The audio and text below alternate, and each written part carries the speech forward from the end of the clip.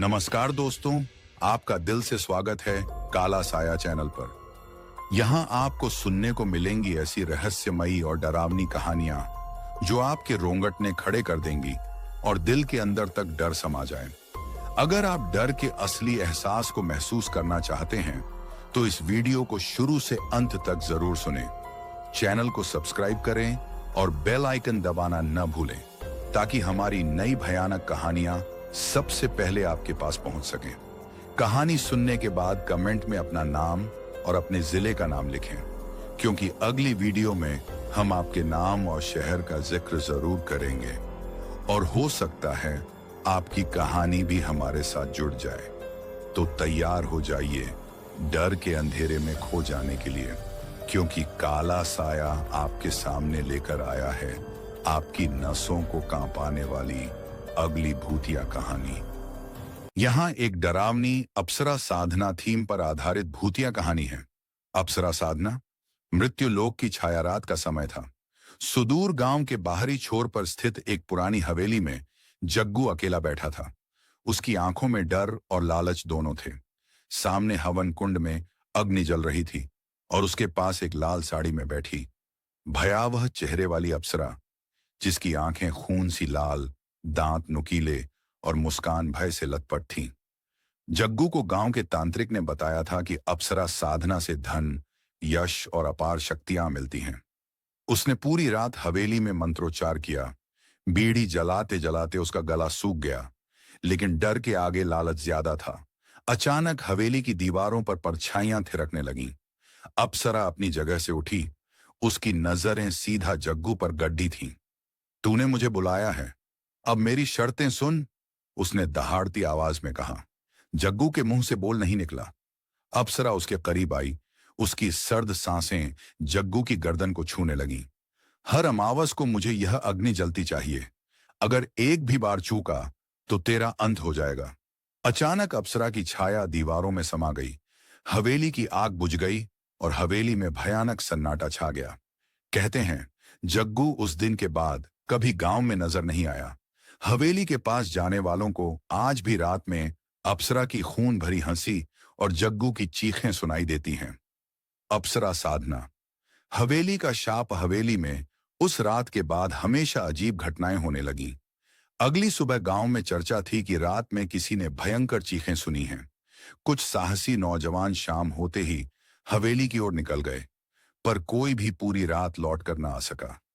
धीरे धीरे गांव वालों ने हवेली के पास जाना छोड़ दिया। जग्गू अब दिन दिन कमजोर और बीमार दिखने लगा, जैसे उसकी रूह पर कोई भारी बोझ हो। हर अमावस की रात उसे हवेली जाना ही पड़ता, जहां अग्निकुंड के पास वही लाल साड़ी में डरावनी अप्सरा बैठी प्रतीक्षा करती थी। लेकिन तीसरी अमावस की रात जब जग्गू ने साधना शुरू की, अप्सरा ने अचानक पास आग में से काली परछाई निकाली और बोली, अब तेरी काल रात्रि आ गई है, अपनी मौत को गले लगा। जग्गू का पूरा शरीर पत्थर सा जड़ हो गया। उसकी सांसें रुंधने लगीं। हवेली की दीवारें चीखने लगीं और जग्गू की असहाय चीखें गूंज उठीं। 100 साल से हवेली में कैद अप्सरा की आत्मा अब मुक्त हो गई थी, लेकिन जग्गू उसकी जगह अब उस शापित हवेली का नया प्रहरी बन गया। कहते हैं जो भी हवेली के नजदीक जाता है उसे जग्गू की परछाई और अप्सरा की दहशत दोनों घेर लेती हैं। इस तरह हवेली की डरावनी साधना एक और मासूम हवेली की रात। डर की ऊंचाई। जग्गू के गायब हो जाने के बाद गांव में असामान्य घटनाएं और बढ़ गईं। बच्चों के रोने की आवाजें, हवेली में अपने आप चलती परछाइयां और आधी रात को हवेली से उठती रहस्यमयी हंसी। पूरे गांव को लगा अब बूझ हवेली एक बार फिर भूतिया शक्तियों का अड्डा बन चुकी है। एक रात गांव के 2 लड़कों राकेश और सोनू ने तय किया कि वे हवेली का रहस्य सुलझाएंगे। दोनों हिम्मत जुटाकर अमावस की रात हवेली पहुंचे। अंदर घुसते ही जले हुए दीपक और अग्निकुंड दिखा और वहीं कोने में लाल साड़ी में वही भयानक अप्सरा बैठी थी। उसकी आंखों में भटकी रूहों का दर्द और बदला दोनों झलक रहा था। राकेश भय से कांपता हुआ बोला, हमें छोड़ दो, हम बस सच जानना चाहते हैं। अप्सरा ने फुफकारते हुए उत्तर दिया, यह हवेली अब तुम्हारा इम्तिहान है। जो डर गया सदा के लिए कैद हो जाएगा। अचानक दीवारों से खून टपकने लगा। हवेली कांप उठी और दोनों लड़के बेहोश हो गए। सुबह गांव वालों ने दोनों को हवेली के बाहर पाया। उनकी आंखों में खौफ और जुबान पर सन्नाटा था। तब से आज तक कोई भी गांव वाला रात को उस हवेली की तरफ आंख उठाकर भी नहीं देखता। ये कहानी सच है या अफवाह, कोई नहीं जानता। लेकिन अप्सरा साधना की हवेली अब भी वीरान और शापित खड़ी हवेली का रहस्य। अंतिम दर्शन राकेश और सोनू की आंखों में जो खौफ था, उसने पूरे गांव की फिजा बदल दी। हवेली अब इतना प्रेतबाधित हो चुकी थी कि रात में वहां से गुजरने पर पांव खुद ब खुद कांपने लगते। इसी दौरान गांव में एक नया तांत्रिक आया। नाम था तिवारी बाबा। उसका दावा था कि वो अप्सरा की आत्मा को मुक्ति दे सकता है। अगले पूर्णिमा की रात तिवारी बाबा ने अपने शिष्यों के साथ साधना शुरू की। हवेली के अंदर गूंजती मंत्रों की आवाज और जलते अग्निकुंड ने माहौल को और भयानक बना दिया। जैसे ही बाबा ने आखिरी मंत्र बोला, अचानक हवेली की दीवारें हिलने लगीं और एक जोरदार हवा चलने लगी। एक पल के लिए सब कुछ ठहर गया और लाल साड़ी में लिपटी हुई अप्सरा एक बार फिर प्रकट हुई। उसकी आंखों में इस बार क्रोध नहीं, बल्कि दर्द था। सदैव के लिए मुझे जकड़ने वालों को मेरा श्राप है। जो भी इस हवेली में लालच या डर के साथ आएगा, उसकी आत्मा भटकती रहेगी। कहते हुए वो आग की लपटों के साथ आसमान में विलीन हो गई। तिवारी बाबा ने गांव वालों से कहा, अब हवेली की आत्मा शांत है, मगर इस जगह का शाप कभी नहीं मिटेगा। उसके बाद से उस हवेली के आसपास कोई रात गुजारने की हिम्मत नहीं करता। हवेली अब वीरान है, लेकिन अप्सरा की कहानी सुनने वाले हर किसी के मन में डर और सिहरन। हवेली की पुकार। नए शिकार गांव के उस पार अब हवेली को शापित स्थान मान लिया गया था। मगर इंसानी फितरत जिज्ञासा से भरी होती है। एक दिन शहर के 4 युवाओं की टोली गांव घूमने आई। अंकित, सीमा, रोहित और पूजा। उन्होंने गांव वालों से हवेली की डरावनी कहानी सुनी तो रात ढलते ही वहीं जाने का साहस कर डाला। चारों ने संकल्प लिया कि वे सिर्फ जांचने आए हैं, डरना नहीं। हवेली के अंदर घुसते ही एक अजीब ठंडक ने सबको घेर लिया। दीवारों की दरारों से कभी फुसफुसाहटें तो कभी हंसी निकलती। चारों ओर धुआं फैला हुआ था। सबके मोबाइल अचानक बंद हो गए। अचानक हॉल के बीचों बीच वहीं अग्निकुंड जल उठा और सामने लाल साड़ी में अप्सरा आसन लगाकर बैठ गई। उसकी आवाज गूंजी, जो भी यहां आया है अपने डर और लालच के बोझ के साथ लौटकर नहीं जाएगा।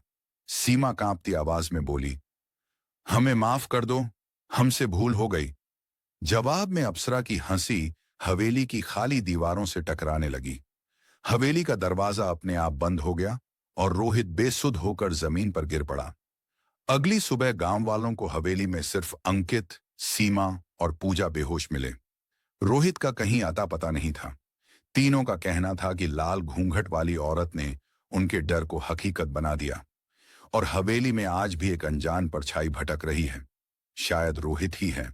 हवेली की कहानियां अब गांव से शहरों तक फैलने लगीं। हर कोई अप्सरा साधना की उस भयावह रात के बारे में बात करता है। मगर रात के सन्नाटों में हवेली के अंदर से आज भी कौन है वहां जैसी दर्द भरी चीख निकलती है और एक खौफनाक आंचल दीवारों पर सरकता रहता है। हवेली की बंद खिड़की कुछ समय बाद गांव में पूजा नाम की एक युवती आई, जो परामनोविज्ञान की छात्रा थी। पूजा ने अपने रिसर्च प्रोजेक्ट के लिए इस हवेली को चुना और उसने आधुनिक यंत्र और कैमरे लेकर वहां रात गुजरने की ठानी। गांव वालों ने खूब मना किया, मगर ज्ञान की भूख ने पूजा को डरा न सका। रात के 12 बजे जैसे ही हवेली का मुख्य दरवाजा पूजा ने बंद किया, हवा का एक झोंका बंद खिड़कियों को जोर जोर से हिलाने लगा। उसके कैमरे की स्क्रीन बार बार ब्लर होने लगी और पूजा को अचानक अपना नाम पुकारती महिलाओं की कई आवाजें सुनाई देने लगी। वह डर के बावजूद अपने सवाल पूछती रही, तुम कौन हो, क्या चाहती हो? हवन कुंड के पास लाल साड़ी में साया फिर मौजूद था।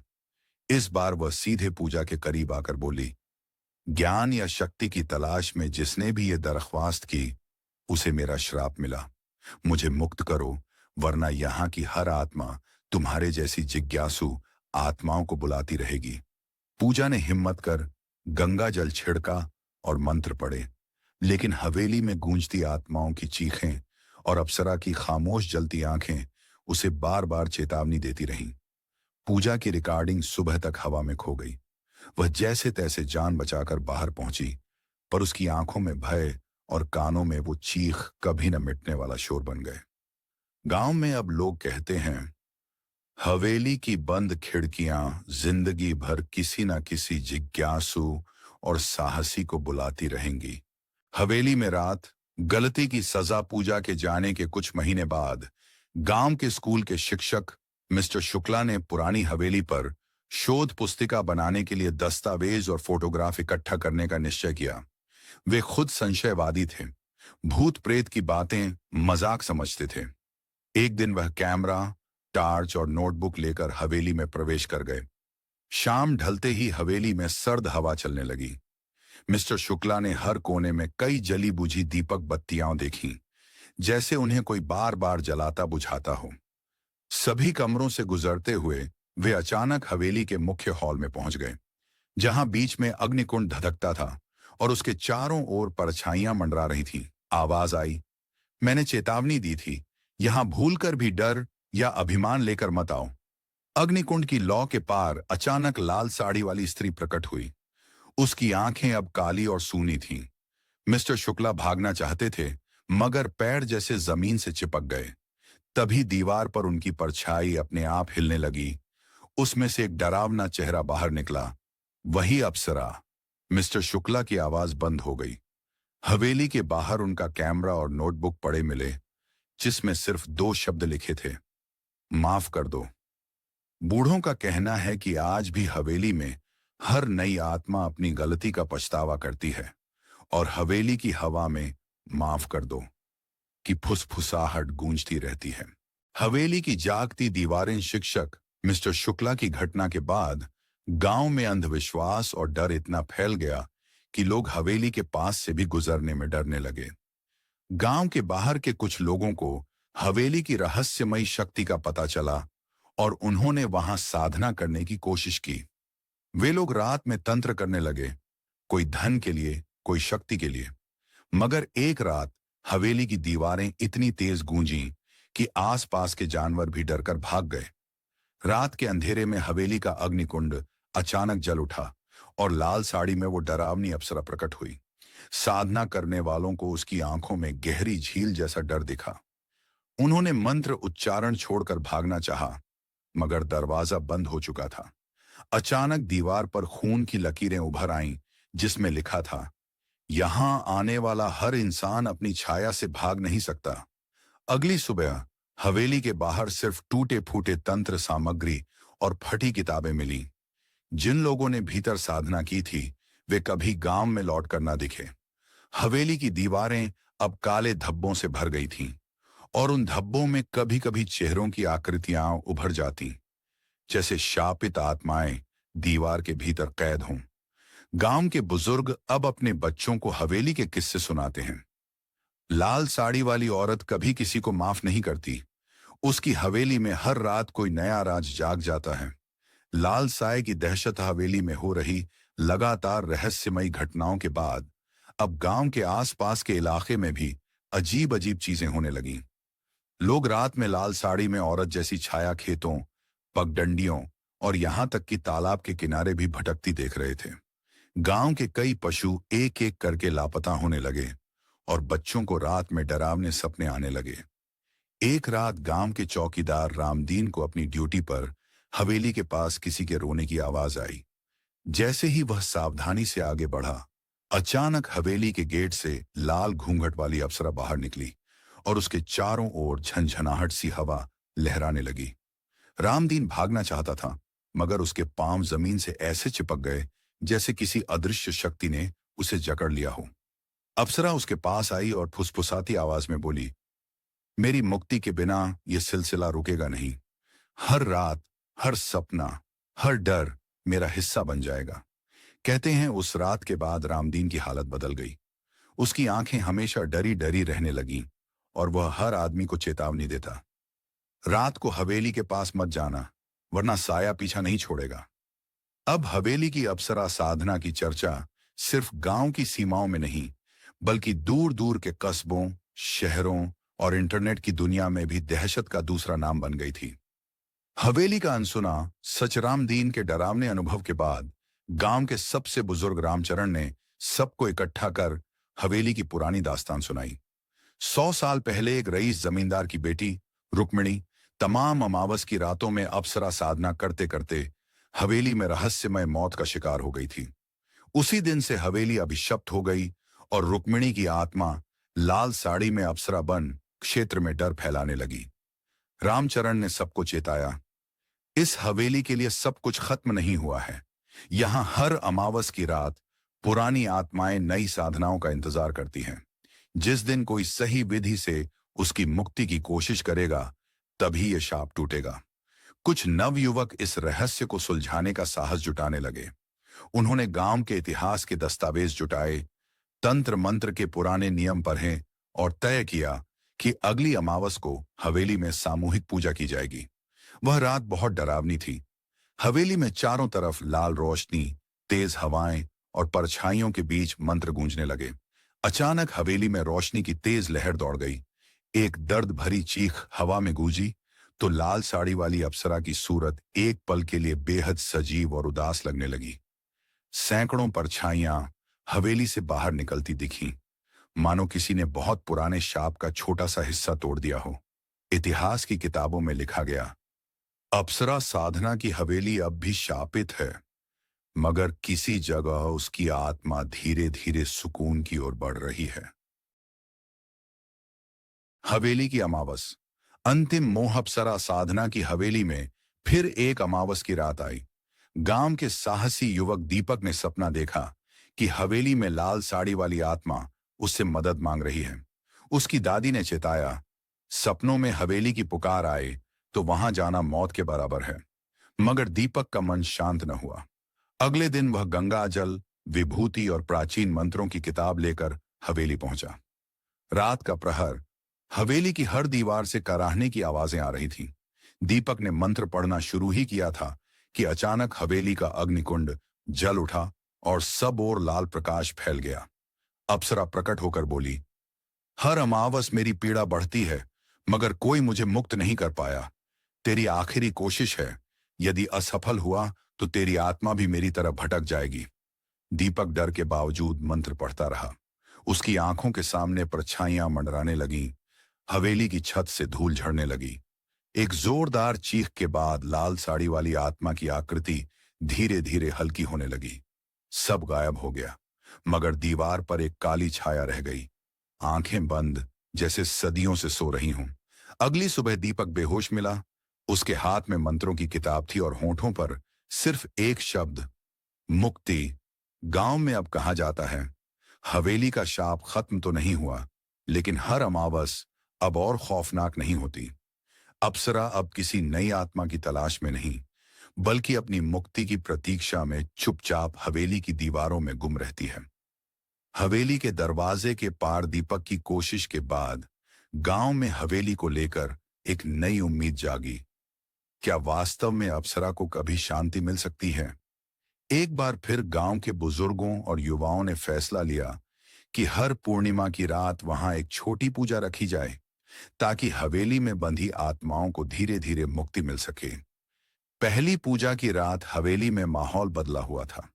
दीवारें उतनी ठंडी नहीं थीं, मगर हर कोने में फुसफुसाहट अब भी बाकी थी।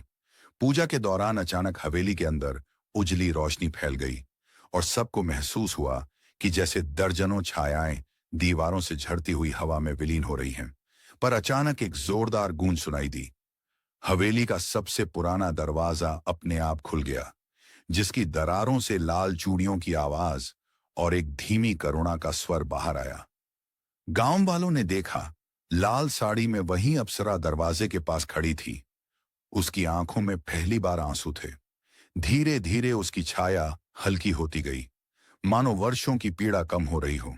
उस रात के बाद गांव के लोग कहते हैं, हवेली अब भी डरावनी है, मगर हर पूजा के बाद वहां की हवा थोड़ी शांत, थोड़ी हल्की हो जाती है। अप्सरा साधना अब डर नहीं, रहस्य और मुक्ति की कहानी बन गई है।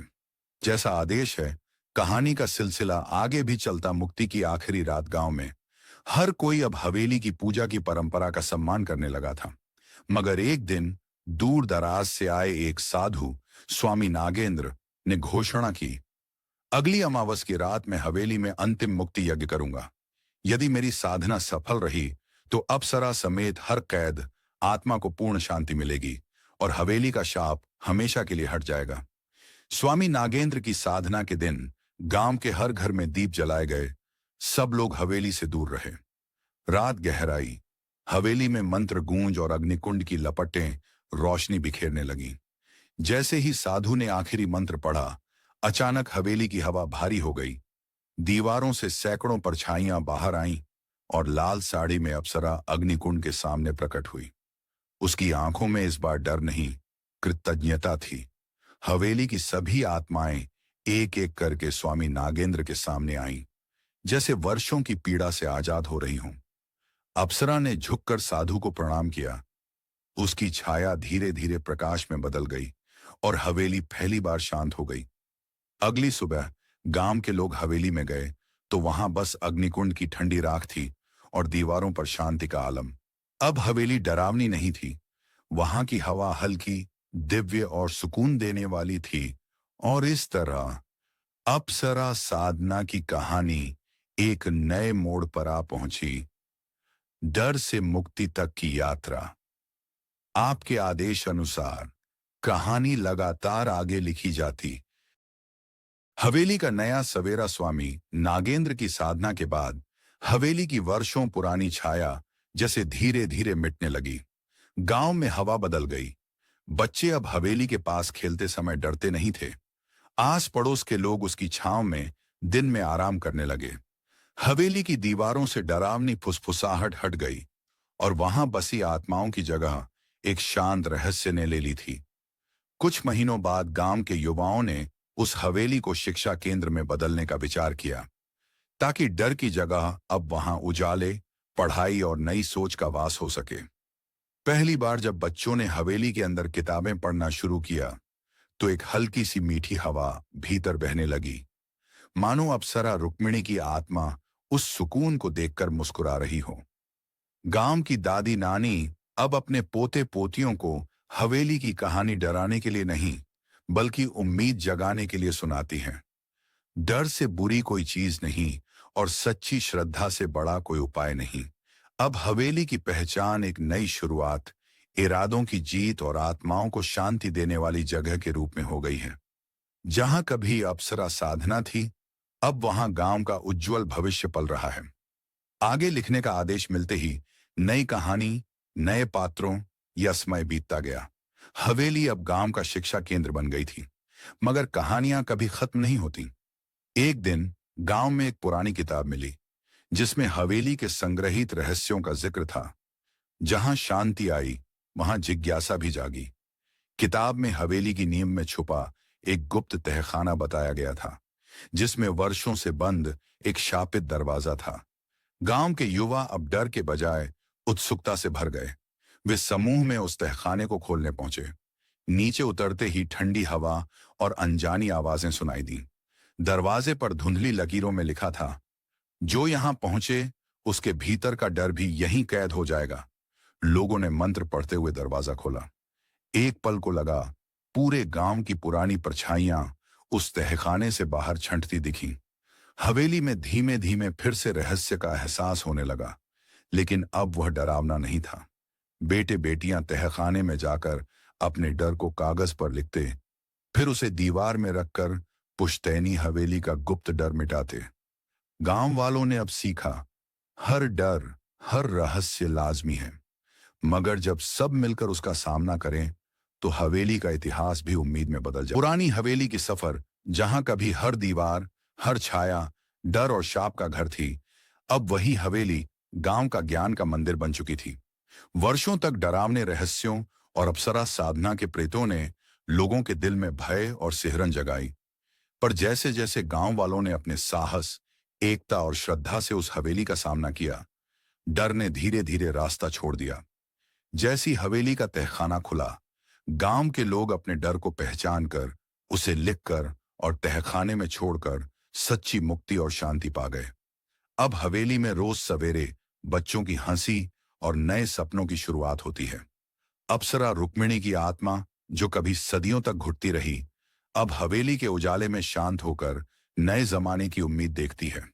हवेली ने कभी सुना है उस रहस्यमयी हवेली का नाम, जहां लाल साड़ी में अप्सरा की छाया हर रात डर की सजा देती थी। यही है अप्सरा साधना, एक गांव की प्राचीन हवेली की कहानी, जिसमें डर, रहस्य, साहस और मुक्ति के कई अध्याय छुपे हैं। इस कहानी में हवेली की दीवारें न सिर्फ बरसों के इतिहास की गवाह हैं, बल्कि इंसानी डर और उम्मीद की रोशनी भी बन जाती हैं। पढ़िए, एक डरावनी हवेली की कहानी, जो डर से शुरू होकर उम्मीद और सत्य की ओर पहुंच जाती है। अप्सरा साधना की ये दास्तान डर से निडरता, अंधेरे से उजाले और भूत से भविष्य की कहानी।